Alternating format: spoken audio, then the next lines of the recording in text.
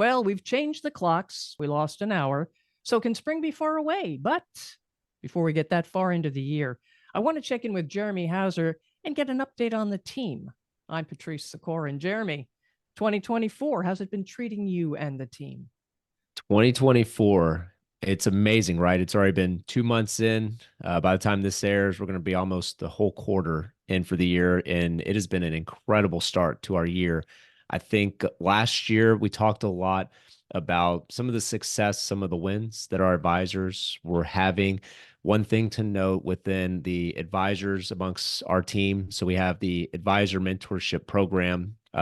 We actually reduced how many advisors were in that exclusive group to do these monthly calls. So last year, our team, we actually grew. So we did grow last year, but it wasn't a substantial amount of growth. I think it was a little over a little over single digits, like 7 or 8% for those advisors. But we also reduced from 20 of those advisors in this group to 15. So we just recently got some numbers through February. And for those same 15 advisors that are in the group, in comparison to last year, we're up 100% year over year within the same 2 months of January, February last year to January, February this year. So a lot of delegations, leveraging our time, being efficient, hiring staff amongst those advisors. But this year we are off to the races, and I'm pretty excited where we're going. So 2024 is going to be pretty good for us. That's even more than remarkable. That's incredible. Yeah, we were actually just in Nashville, our Founders Club experience. We tried to do that event back in January, but due to weather, we happened to be it was a game time decision. So our team ended up deciding to, in January, actually postpone that event because it was nasty weather, 6 degree weather. It was a snowstorm all week. So we went ahead and just called it. And we were able to put that event back together within 8 weeks and get all the same speakers, all the same venues. It's actually pretty incredible. People were saying it's amazing that we were able to do that. And the tricky part is, it's getting the speakers who already have lined out their year. So they're able to be adaptive to our time frames and then the events and venues. So we just came back from Nashville not too long ago, and all those 15 advisors were there sharing what's attributing to some of their success this year. So it was a good time. Good You time. mentioned Founders Club. Explain what that is, because there are some people who may not know. Yeah, Founders Club experience. So in Shermark, we started this back last year. So our inaugural one was in Houston for 2023. This year, so last year we did it in Houston. This year we did it in Nashville. So advisors that are basically our top producers that are going to qualify to go to our next one. That event's going to take place actually in Miami. So we announced that we're going to do Miami, Florida for our Founders Club experience for 2025. So advisors, some have already qualified. Like I said, January and February were incredible months. So some guys and girls have already qualified for that. So this is just where our top advisors share best practices. They get to hear from the horse's mouth, hear actually from advisors what's helping them grow their business, leveraging their time, the resources they're using. We had several people on stage outside of just advisors sharing some marketing ideas. Carl Richards did an incredible job. If people don't follow him or listen to what he's doing, he's all about the one pager for financial plans. So we just had some incredible speakers at Founders Club, and I think the people, I think the advisors really appreciate it. At least what I'm hearing so far. Yeah, that was going to be my next question. What's the feedback from the advisors? Yeah, the ones so far who have responded back to us, and it hasn't been all. I had just on my team alone, we had 17 of the advisors total. I think we had roughly 55 that qualified, and so because we had to move the event, some people may not have been able to attend. So I think we were close to about 50 that actually attended. But the 17 of my advisors that attended, it was, I mean, some of the emails are just, you have 17 opinions that are feeding you information of like, what did they see? How was their experience? So it all aligned for the most part, but there were some things that just stuck out more than others. A lot just appreciation, a lot of advisors realizing that their energy and their time is what they really need to focus on. The speakers did an incredible job at getting an engagement from the advisors for that. Carl Richards, like I mentioned earlier, he talks about just keeping things simple, a one-page financial plan. So advisors realizing maybe all these tools and all these incredible things that they offer to prospects and also to customers, just try to keep it simple. Don't go over analyzing things. Individuals just want to know what the time is. So he did an incredible one pager walkthrough. So advisors got a lot of insight from him. Very interactive. He does everything on a iPad in real time. So it was pretty good event for him. Brittany Hodak spoke, and if people don't follow her, highly recommend following Brittany. I know she's been on a couple of the podcasts with InsureMark, the Breakthrough Advisor, and a lot of advisors realize that going deeper into the relationship with their customers is really where the most growth is going to happen. So Brittany does an incredible job of sharing some stories about just experiences to help out with the client experience. And Matt, your boy Matt, our boy Matt of Proudmouth, he did a very good job speaking on stage. Talked a lot about Gen X. I'll talk a little bit more about that, but a lot of what his team and you all do for advisors and leveraging resources. A lot of advisors who have heard Matt speak 2 times at our previous Founders Club experience, listened to him on monthly webinars that he does. And all of a sudden, it's almost like the stars align. So a lot of the advisors were like, you know what?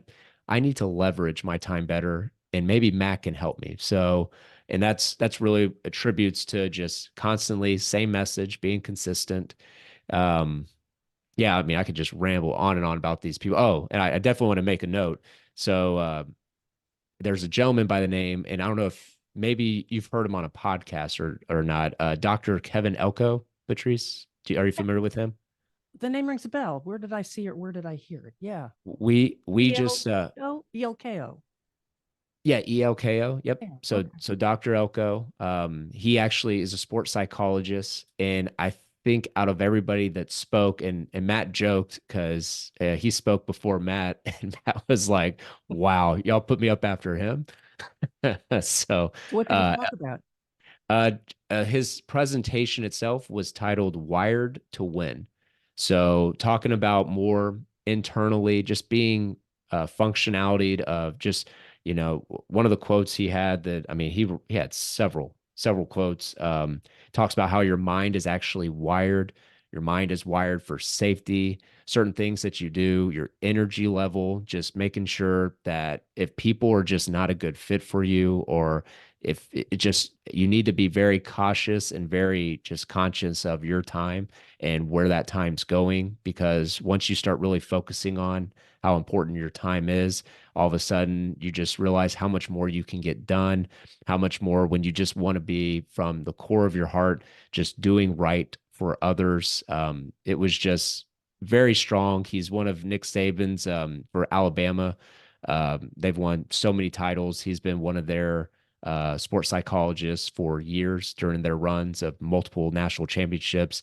He was also with the Eagles for NFL. So he's been with some of these top teams, and really he leans in and helps these top performing athletes with just getting their mindset right.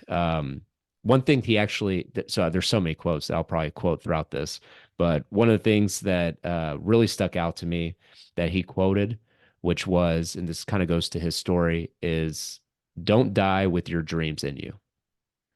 Ooh. So Ooh. that was a quote that a lot of people, the room kind of got silent when he said it, kind of like what we just did there, but it's very true because every day you just never know. He had a nearly death experience. He talked about that a couple of years ago, and so every day he's grateful and just really realizing that you know what, how to maximize the most of your days. Also, just being committed. So everybody, you can be interested or you can be committed. So that's a choice of yours. Everybody has choices, and just being committed. So I can rave about him. There's actually on the Breakthrough Advisor with InsureMark. That's another podcast that InsureMark does. They actually had Dr. Elko on. So I'd highly recommend checking that episode out to learn more about him. But it was a great experience. Great experience. It sounds like it. Quotes like that make you sit up and take notice. Yep. And yeah, so it was all good. So we had great people, good advisors in the room, sharing some ideas about growth, sharing some ideas about every advisors want to be in a place where they can hear, sure, they want to hear from InsureMark, but they also want to hear from other successful entrepreneurial advisors and see what they can repeat. So Mhm. that was probably the biggest takeaways, advisors hearing from other advisors. You mentioned Gen X, though. Talk about that. Yeah, so we've done a couple things this year for InsureMark. So a lot of webinars, a lot of ideas around attracting Gen X. And Matt actually made a really good point to where some of the advisors who, especially when we talk about leveraging our time, and a lot of the individuals in the room, maybe a little over half at least, are in their 50s or maybe they're in their 60s. They might even be baby boomers themselves, and he made a correlation and a point of when your children, when they reach out to you and they have a suggestion or that you want to get some of their feedback, don't you typically listen to them? And most parents, or at least like they have some type of influence into if their kids are saying, "Hey, I just found XYZ, you should really check this out." Or this person I heard this on a podcast recently. I've been following this advisor for like 2 to 3 months now. And one of the scenarios he talked about with long term care, I really think you should listen to it because what you've talked to me about, this is somebody you should get of interest to. And so it's almost to where Gen X, not only is it strong for that relationship to where a baby boomer who has all the wealth right now is maybe listening to their sons and daughters and grandkids and so forth, just to hear some difference of opinion. But also, something to note is all the wealth transfer that's going to be happening here over the next 20 years. Those individuals will have the money that the baby boomers and so forth are going to be inheriting. So why not start to market and help out with your processes to attract the younger generation and keep doing what you're doing that made you very successful, but these individuals just receive content and ideas from a different type of marketing atmosphere than what a normal advisor may do on radio or on TV or even on like doing workshops, people actually coming in person. A lot of people do their own self due diligence online at their own time and own pace. So yeah, the Gen X thing was pretty well. Matt did a great job in his segment talking about that, talking about the team, leveraging podcasts, and then really just helped out with the advisor of it's a business decision. You can do all this yourself. You guys actually help train the advisors to do it, or why not leverage your time, partner with a group like Proudmouth or somebody else where you don't have to worry about all the content that's being created. You Mhm. can just partner with somebody and they'll take care of the rest. That's it. Sounds like it was a really great experience on a professional level. But you were telling me you did some stuff. You were in Memphis, for heaven's sakes. I'm sorry, Nashville, right? Yes, So Nashville. tell me what you did there. Yeah. So we did a lot of so I talked a lot about the business. There were some great experiences we actually had in the rotunda at the Rock and Roll Hall of, or sorry, the Country Music Hall of Fame. So it was a very secluded place. We ended up having dinner, had somebody playing throughout that event. So it was really cool. I mentioned to you everything from, Darius Rucker to Taylor Swift, all this great memorabilia to Elvis Presley's car. I mean, just all over the place, just awesome stuff at the Country Music Hall of Fame. But one of the most impactful nights, I think, was when we went to it was a place called Old Red, and this is a Blake Shelton, I think, bar. And so all of us went there one night for dinner, and we had upstairs, there's a private room, and we ended up having a band that actually played. They were called the Warner, or it was called the Warner or Warner Entertainment, I think is what their name was, Warner Entertainment. And so what they were actually ghostwriters. So some of the top professionals out there, all the way from Taylor Swift, Tim McGraw, Blake Shelton, I Wow. mean Toby Keith, all these individuals who a lot of these songs may be on the radio. They were written by this group. They've written 2,700 songs, Wow. and the experience was incredible because you can listen to a Brad Paisley, or you can listen to like a Tim McGraw in person and hear their song, which is awesome, right? Just to hear Mhm. it. But what you got with them was them sharing why they wrote the song, who was bidding on it, and also like why they chose to go with this person over that. So it was cool to hear the whole story behind what the song was. And then they're like, let us know if you know this one. And then they'd start playing it. So it was pretty good. No, it was they did a fantastic job. So yeah, we did a lot of that. Nashville was fun, food was good, and I think all the advisors really were appreciative because it was very jam packed. We had about a approximately 48-hour total time frame together, and then everybody was out the door, back to business. So Wow, that sounds like it was awesome. Absolutely awesome. And that's a baby boomer talking, by the way. Awesome. So, well, it sounds like you've been doing a lot. A lot was covered. Anything else you feel you need to share with us? yeah, I think for the most part, a lot of advisors they were very appreciative. I think the Dr. Kevin Elko, I mean, all the speakers who were there did an incredible job. Some of the quotes that were written down were just incredible. Be where your feet are. That was something that was pretty impactful because nowadays everybody's always, multitasking, it feels like, and it's hard to slow down, but just being present. So be where your feet are. Um, that's personally and also on the business side, listening, being respectful to people. Um, one of the things that a lot of our advisors, so it goes back to the theme, what I mentioned earlier, is when we made a decision because out of the 20 advisors that were in our exclusive group, that were doing these AMP monthly mastermind calls, our team made a decision last year to just reduce that from 20 to 15 because although nothing wrong with those 5 individuals and most of them actually are still working with us, Mhm. it's just the ones that we really hyper want to focus on within this group are the ones that are providing the most value on those monthly calls. They have a different business perspective. And one of the quotes that stuck out to me was from Dr. Elko. He said, do less, but obsess. And those 15 advisors who are on those calls, I mean, they pour their hearts out. They are very transparent, open book. Some people on stage literally went from looking to retire. So at our Founders Club event, one of my AMP advisors was up there and he was counting down the days to retire last year. And since our last Founders Club experience out in Houston back in last March, he's now hired multiple people of staff and he's now looking to scale his business.